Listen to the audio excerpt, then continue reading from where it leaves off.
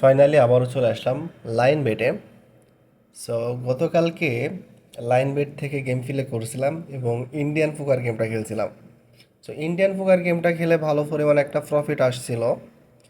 আমি গতকালকে প্রফিট করেছিলাম 20,000 টাকা, কিন্তু তার আগের দিন আমার লস ছিল 1,20,000 টাকা। সো একদিনে আমি লস করছি 1,20,000 টাকা এবং তার পরের দিন আমি প্রফিট করছি অনলি 20,000 টাকা।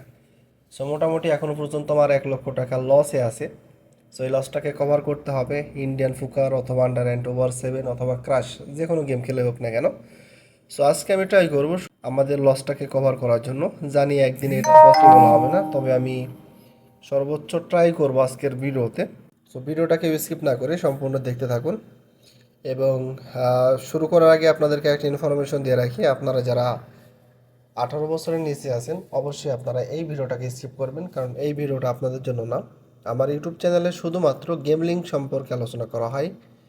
গেম লিঙ্কের বিভিন্ন প্রকার খারাপ ভালো উভয় দিক তুলে ধরার আমরা ট্রাই করি, এবং আমার ব্যক্তিগত কিছু পরামর্শ এবং ব্যক্তিগত কিছু তথ্য দেওয়ার ট্রাই করি আপনাদেরকে। আমি কাউকে উৎসাহিত করি না। আরও একটা জিনিস মাথায় রাখতে হবে, গেম লিঙ্ক অথবা জোয়া এটা কোনো সময় ইনকামের সেরা মাধ্যম হতে পারে না। গেম লিঙ্ক এবং জুয়া কোনো কোনো সময় আপনার জীবন এবং অর্থের উপরও বিরূপ প্রভাব ফেলতে পারে। সো এই জন্য সতর্কতার সহিত গেম প্লে করবেন অথবা এই সমস্ত সাইট থেকে দূরে থাকবেন। সো আজকে চলে আসছি আমি আন্ডার অ্যান্ড ওভার 7-এ। সো ব্যালেন্সে আছে দেখেন 6,27,000 টাকা। সো দেখা যাক বাকিটা আল্লাহ ভরসা। সো আন্ডার অ্যান্ড ওভার 7 গেমটা আমার খুব ফেভার একটা গেম। এই গেমে অনেক বেশি প্রফিট করতে পারি আমি। তবে আজকে জানি না, শিওর না আমি প্রফিট করতে পারবো কিনা। আসলে কোনো কিছুতেই 100% কনফিডেন্স নাই, বা 100% শিওরিটি বলে কিছুই নাই। তবে ব্যালেন্স যেহেতু আছে, আশা করা যাচ্ছে প্রফিট আসবে। ওকে, অলরেডি আমি কিন্তু 3,000 টাকা প্রফিট করে ফেলছি অল্প সময়ের ভিতরে। সো সাইডটাকে চেঞ্জ করে দিব।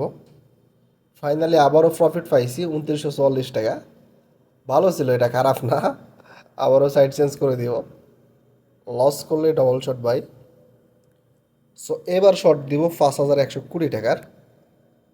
ও ভাই, ব্যাড লাক। 5,120 টাকা লস করছি। সো ব্যালেন্সে ছিল 6,27,000, এখন আছে 6,23,000, অনলি 23,000। সো অলরেডি 4,000 টাকা লসে আছি। আল্লাহ ভরসা, একটা হাই রিস্ক নিব 10,240 টাকার। যদি প্রফিট আসে তাহলে 23,000 টাকা চলে আসবে। দেখা যাক। ও মাই গড, আবারও লস করছি গাইজ। সো আবারও একটা শট দিব, রিস্ক তো নিতেই হবে, লাইফে রিস্ক ছাড়া কোনো কিছু নাই। ইয়েস। ও মাই গড, ও মাই গড। 20,000 টাকা আমি পাইছি 47,000 টাকা। সো আমার ব্যালেন্সে ছিল অনলি 6,27,000 টাকা, এখন আছে 6,40,000 টাকা।